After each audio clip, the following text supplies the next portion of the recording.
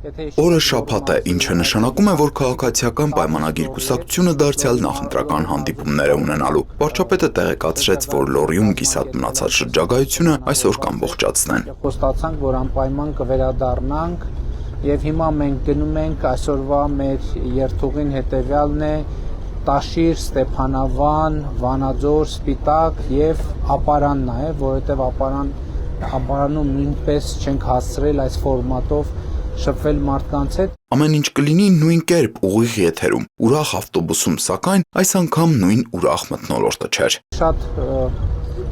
էլի տխուր իրադարձություններ են տեղի ունեցել։ Խնդրում ենք ճանապարհներին լինել հնարավորինս զգույշ եւ պահել հնարավորինս երթևեկության կանոնները, որովհետեւ նաեւ հիմա ճանապարհների լավ վիճակը երբեմն լրացուցիչ գայթակղություն է վարորդների համար ավելի արագ վարել մեքենաները, ինչը բերում է շատ ցավալի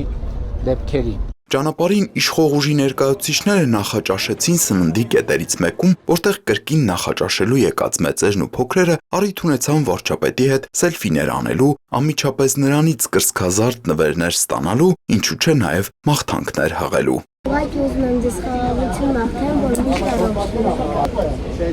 Արդեն ճանապարհին վարչապետը խոսեց ուրախ ավտոբուսի նորամուծության մասին։ Ճանապարհին ազդանշանով, հայացքով ու ձեռքով ողջունող քաղաքացիներին այսուհետ կարձագանքի հենց ինքը Փաշինյանը, այս նոր կոճակի միջոցով։ Իմացեք, որ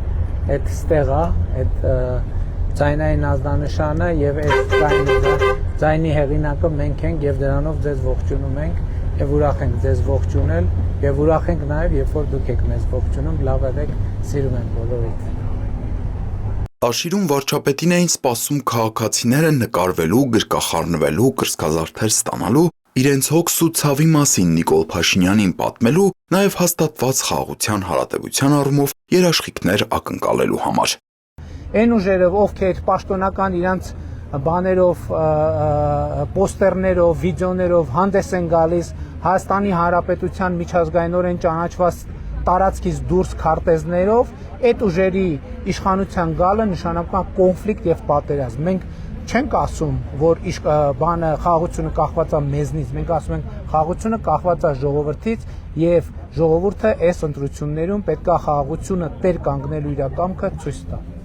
Տաշիրում վարչապետն ու Լոռվա մարզպետը ամփոփում են մարզում այս ընթացքում իրականություն դարձրած մեծածավալ ծրագրերը։ Սուբվենցիոն եւ կառավարության ուղիղ ֆինանսավորմամբ իրականացրած ծրագրերով կատարվել են ասֆալտապատման, սալիկապատման, արտաքին լուսավորության աշխատանքներ, ընթացքի մեջ են Տաշիրի բժշկական կենտրոնի 5 նոր կրթահամալիրների կառուցումը։ Տաշիրում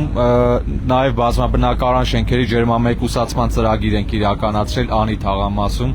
որտեղ շքամուտքերի վերանորոգում ենք արել տանիքների փոխարինում եւ այդ շենքում էլ շրջայցանելու առիթ ունեցել են, բնակիչները ընդգծում են, որ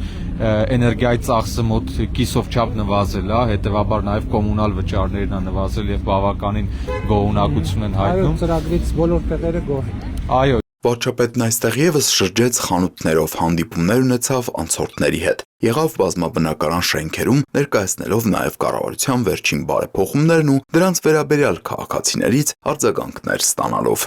Իսկ կառուցության ապահովագրությունը բաներ հեշտ էր օգտվելը։ Շատ հեշտ էր։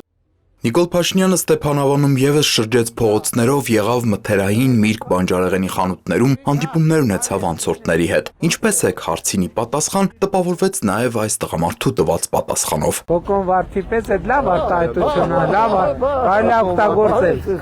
օգտագործել, լավ է նոր պետք ծաղկի էլի փթթի։ Քարտեզ կրծքազարդ բաժանելու պահին Ստեփանավանցի այս պապին վարչապետից միանգամից 11 ուզեց, որ հերիքի բոլոր թորներին։ Լրիվ լուրջ, հա։ 1-ից 15 1, 2, 3, 4, 5